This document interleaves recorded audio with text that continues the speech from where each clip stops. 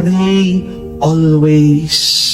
Ang ating Panginoon hindi po tumigil manalangin, magdasal, kahit na ayaw siya ng ibang tao. Kahit na mainit ang dugo ng ibang tao sa Kanya, nagdasal pa rin siya. When you stop praying, because people hate you, because people are negative towards you, understand this. The devil is happy. The evil one is rejoicing. The devil will do everything so that he will stop you in doing God's will. So tandaan niyo po yun.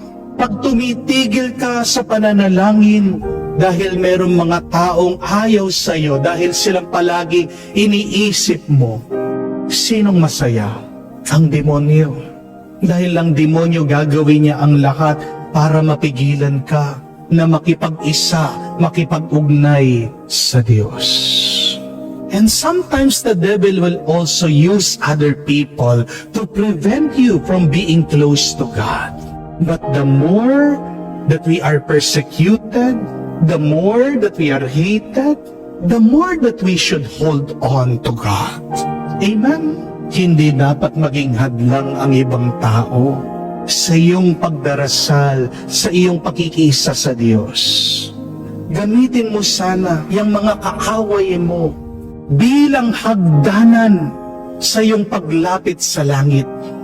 And also, use these people who hate you as a firewood of your prayer. Anong panggatong ng iyong panalangin? Yung mga taong yan na kinamumuhian ka, yung mga taong yan na ayaw ka. Pag nagdarasal ka, yan sana maging topic ng iyong pananalangin. Yan ang sabihin mo sa Diyos.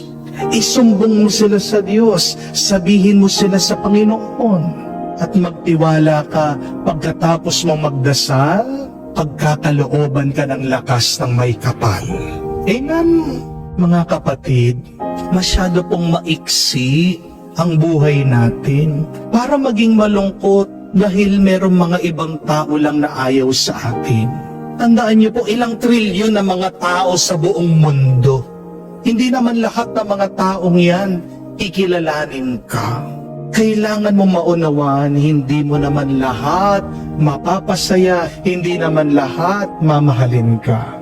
Pero ano ang pinakamahalaga? Yung mapasaya mo ang Diyos at yung mahalin ka ng Diyos. Amen?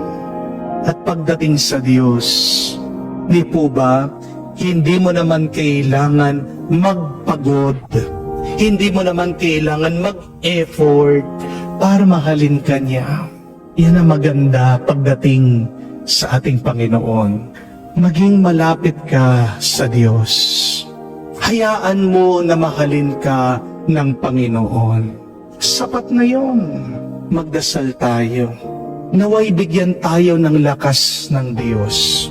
Gawin natin ang kanyang kagustuhan at mahalin natin ang mga taong ayaw sa atin. Diyan tayo magiging masaya, magiging positibo, magiging payapa,